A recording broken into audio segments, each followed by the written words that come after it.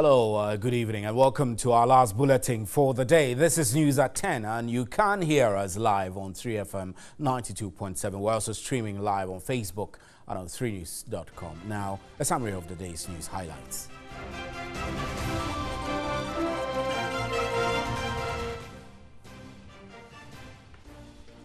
Accra High Court has referred aspects of the motion filed by the former Chief Executive Officer of Cocoa Board to the Supreme Court for interpretation. Dr. Stephen Opuni, in his motion, demanded prosecution to furnish him with all relevant documents the prosecution intends relying on during trial.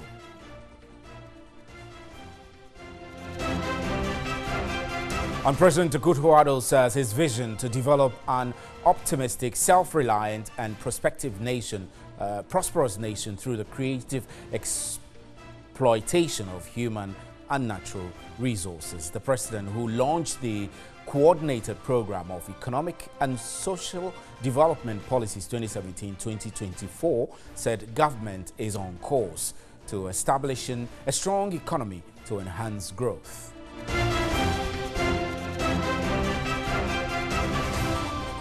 And the Minister of Health, Kweku Agyeman-Manu, says the University of Ghana Medical Center will be completed soon as Cabinet approves 50 million cedis for the second phase. Jabbing those who are criticizing the government for not putting the facility to use, he said the facility is not in any contention and will be used when completed.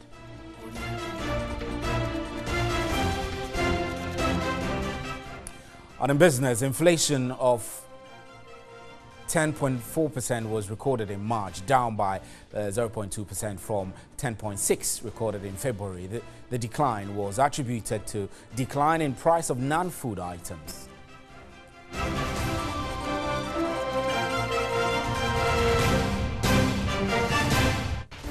On the international front, an Algerian military plane has crashed near the capital, killing all 257 people on board. The aircraft came down just after taking off from Boufrik, a military airport west of Algiers.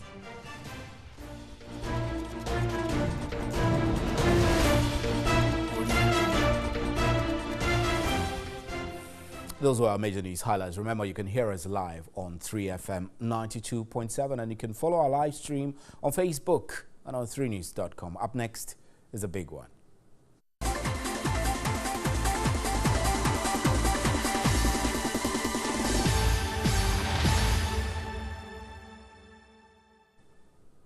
Welcome back. Now, a banking consultant, Dr. Richmond Etuahene, has kicked against requests by local banks for an extended deadline for the Bank of Ghana's new capital requirement. The central bank has set December 2018 deadline, but the local banks want it shifted to 2022.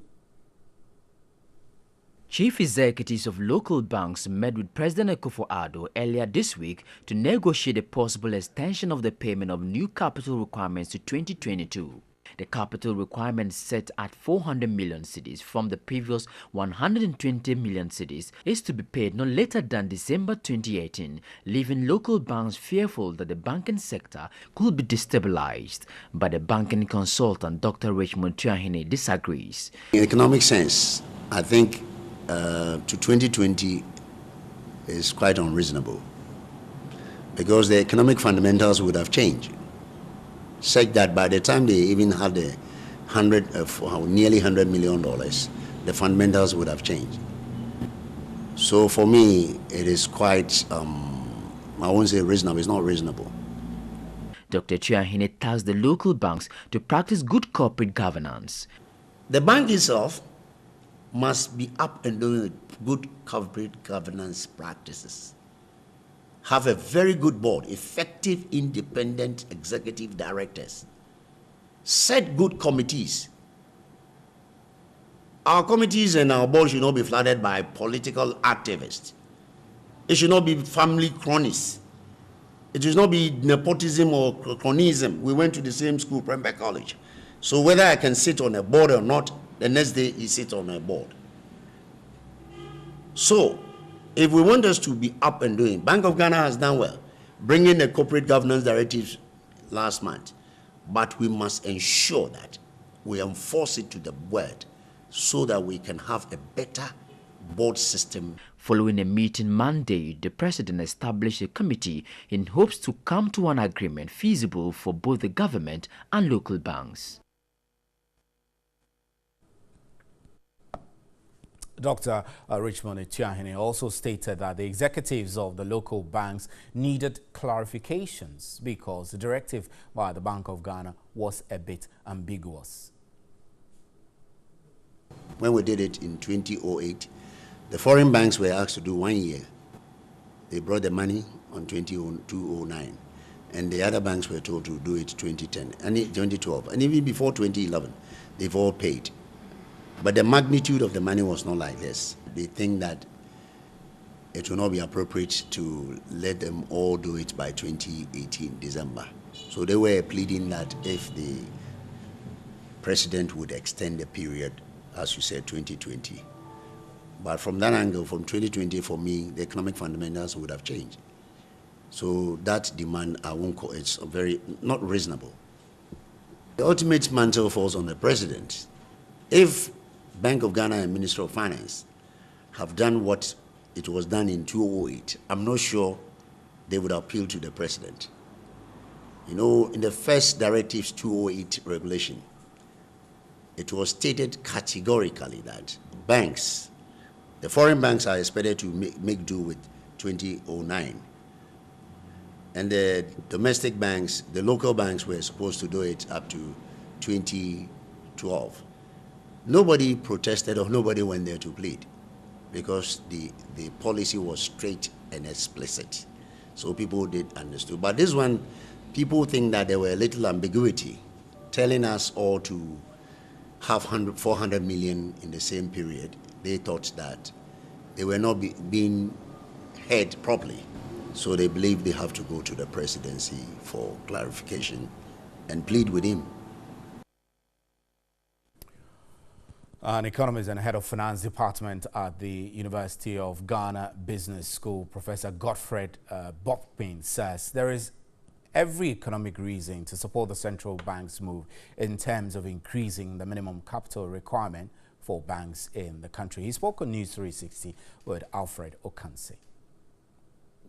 The terms of reference of this committee, from what we understand from our sources, that meeting, is not clear. The president hasn't communicated their terms of reference yet. But what can they really do when the Bank of Ghana is very insistent on its position on this matter? Thank you very much, and good evening to your cherished listeners. I think that it's an important development. It's coming a bit late from my perspective because I want to believe that the central bank had a clear procedure that they followed, consultation with the banks, both local banks and foreign banks, before they made the announcement about the minimum capital requirement. And for that matter, the deadline by which every bank must raise that minimum capital requirement. So the question is, what were the local banks saying at those meetings, at those consultations? Is it the case that they were dissatisfied with the minimum capital requirement, including the timeline, and they didn't make that known? Or they were okay and suddenly they have realized that they cannot raise the minimum capital requirement and therefore they are not channeling their concerns directly to the central bank and would rather want the president to intervene? Well, I'm not too sure how that will relate in terms of the operational independence of the central bank. My understanding is that the president will take the concerns of this bank and will channel those concerns appropriately to the central bank to look into it. But of course, the president has got the right also to set up a committee to look into their concerns on all of that. But I think that if you look at the minimum capital requirement, I mean, that is not really that high. If the local banks really wants to raise that amount of money, it's more about probably if they are asking for extension, that can be looked into. There is a precedence to that. A couple of years ago, when they increased the minimum capital requirement to 120 million Ghana cedis, the foreign banks were given a different timeline. Absolutely. Compared to the local banks. so that the local banks will be given some sufficient time to be able to put their house in order. If that is what they are asking for, then they have to be clear on that. But I think that in terms of increasing the minimum capital requirement for banks in the country, there's every economic reason to support the central bank's move. And I support the central bank in increasing the minimum capital requirement. Look, if you look at the total paid-up capital of banks relative to the size of the economy, it's very, very small. So the banking industry itself is not well capitalized to support the economic drive where the country is heading towards. And that is something that I think we have to look at. Maybe probably going forward, it may be useful for the central bank to have a clear plan, a 10-year strategic plan for the sector that says that in 10 years' time, this is where we want every bank to grow their capital into, and that feeds into bank strategic planning and implementation so that the issues of surprises, asking for extension, and all of that are not in. When we do that, then the market will be such that the financial market itself will pick the winners, and the losers will also fall out. Okay. Prof, I thank you very much for your time. This is still news at 10. We're live from the News Hub at Adisawe, Kanda and Accra. If you are listening to us on radio, this is 3FM 92.7. We'll be right back with more news. Welcome back. Now, Ghana's economy in terms of gross domestic product recorded a growth of 8.5% in 2017. This is a 4.8% leap, twice the figure recorded in 2016, where the economy grew by 3.7%. Provisional current annual GDP estimate, including oil for 2017, is 205,914.0 million Ghana cedis. And the provisional current annual GDP estimates, excluding oil for 2017, is 195,200 million Ghana cedis. Now, the sectoral distribution of the 2017 annual GDP estimates, including oil, are as follows. For agriculture, the share stood at 19.1% of total GDP. Then for industry, the share was 24.3%, and services 56.6%. Which now concern annual GDP estimate, including oil for 2017, is 39,175.0 million Ghana cedis, whilst the estimates for 2016 was 36,103.6 million. This translates into a provisional annual oil GDP growth rate of 8.5% for 2017. Services has continued to dominate the GDP in terms of shares. And we also observe that industry is also maintaining second place and agric is third place. But we realize that industry is expanding fast, but it's still not up to the share of services. The huge jump was mainly attributed to expansion in the production of oil and gas.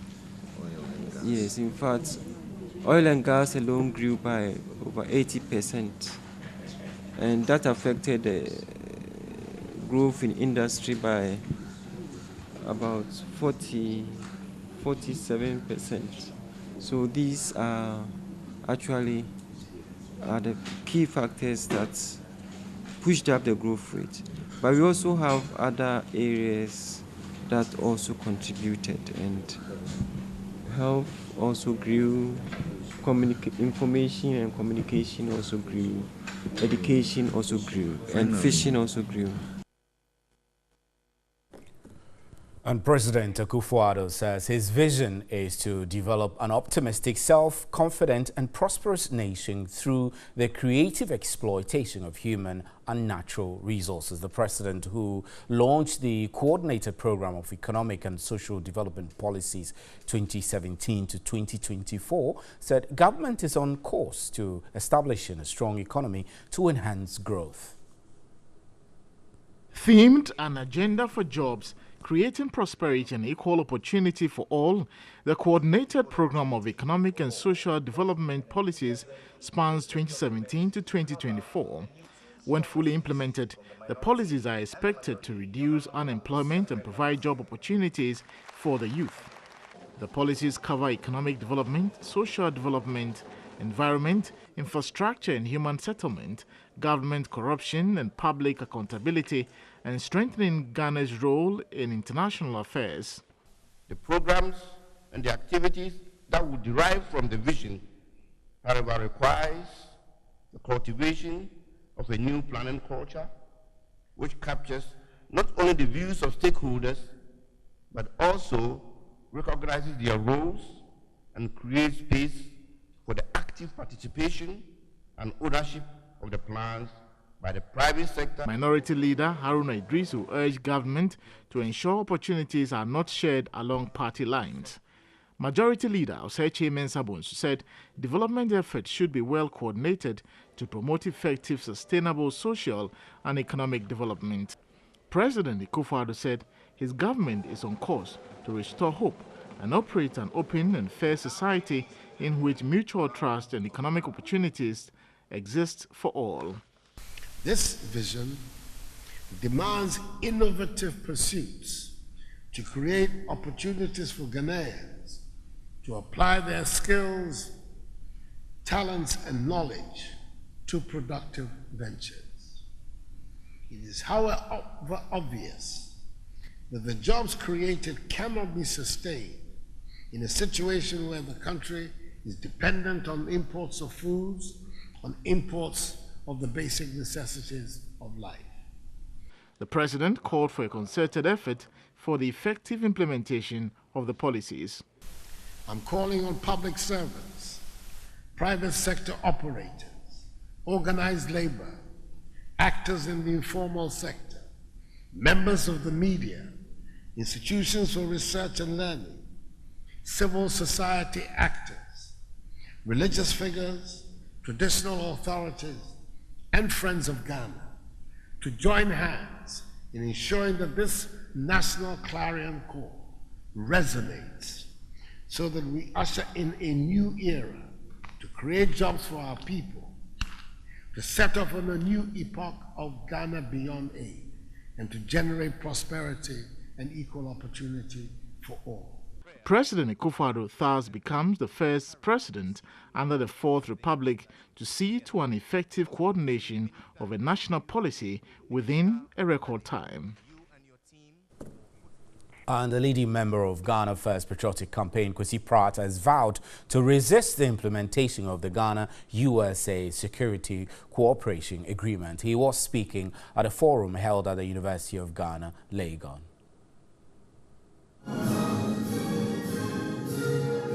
The President's address was disappointing, to say the least. It failed to address the issues that we have raised, and indeed, as you sat through this public forum, you realize that we still have lots of issues that must be attended to. So for us, we are not giving up on the fight. The struggle continues until the specific issues that we have raised are addressed. So when paragraph 4 of the preamble to this agreement reveals that President Trump called our president and they had a dialogue to initiate the negotiations for this agreement, that is where we expected President Akufo-Addo to show this kind of robustness and toughness and macho. We want our president to be an international champion, not a local champion. We are not interested in local titles, only fights at Bukum. We want our president to also take it to the international level, to Madison Square Arena, to win us international titles, to be an international champion. Let us see the robustness and the muscle, the macho-ness bring us something in negotiations. Not on us, innocent, defenseless, miserable citizens. I've heard people say that, let's review the agreement. Let's change some clauses. No matter clauses, the number of clauses we change in this agreement, it will remain a very bad agreement. This agreement cannot be changed and cannot be improved. It is a bad agreement and we ought to reject it. Unless some people say, but the agreement has been signed already, so what? The bond of 1844 was signed, and yet we fought against it and got freedom from colonialism. We will do it again. As far as I'm concerned, this is the second battle of the Ghanaian people against colonialism and foreign domination. The battle has started. We have all behaved the same. We don't tell the truth. We don't have moral courage to speak our mind. That is our biggest problem in this country. If we had done that, if we are coming to the agreement now, but if people with the president tell him, Mr. President, with all due respect, I don't believe that we are doing the right thing, he wouldn't have done it. But many of us, from our experience, I've been in the army for a long time, we fear to speak the truth because of our, if you speak the truth and you lost your Land Cruiser, so you keep quiet to keep your Land Cruiser. And we should continue to depend on outside powers to train our armed forces. We are people with sufficient training and experience to manage our own affairs, and I'm one of them. And that's how we wrap up with news at 10. Thank you very much for staying with us. On behalf of the crew, good night. There's more news at 3news.com.